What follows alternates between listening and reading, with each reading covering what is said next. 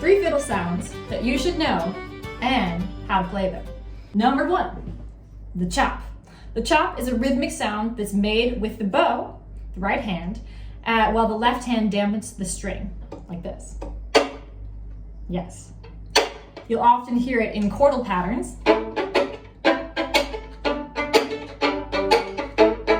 And this is a sound that lets the violin become a percussive comping instrument. How do we do it?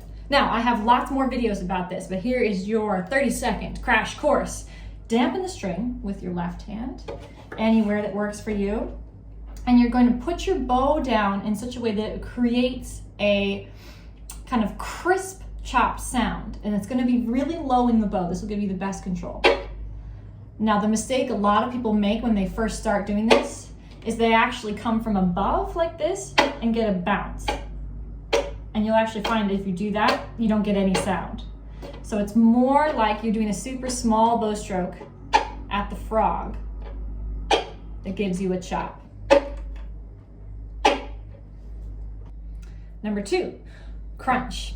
This is another right hand technique that's made by applying a large amount of pressure with the bow with a low bow speed for just a moment to create a desired sound. So you get just a little bit of a crunch at the start of your bow stroke. This is used in all different kinds of fiddle styles and contemporary violin sounds, and it's one you should know how to make. So let's try it.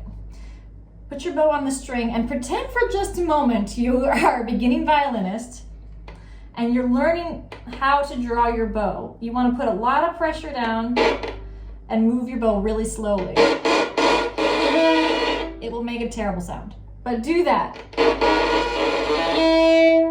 So the trick is using that crunch for just a taste at the start of certain notes. Depending on the style you're playing, you may want just a little, or maybe you want a little bit more.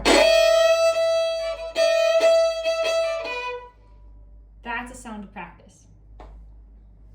Number 3, a slide. Now, this is a left-hand fiddle technique with your fingers that's used differently in many different genres. But let me show you how you can do it to alter the pitch.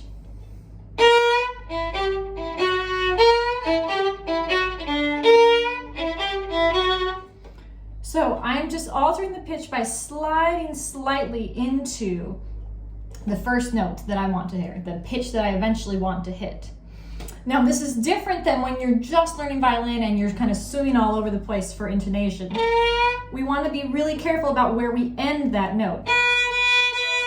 So think of it more like a bend that alters the pitch by just coming in a little bit low. And I would practice this by thinking about how much you want to change that pitch. Is it by a half tone? Is it by a full tone? How much of a slide do you want? Again, this is different in every single style of music, and you might even end up playing them backwards, but using your left hand to bend or alter the pitch is a really important fiddle sound that you should know how to do. So start playing with it.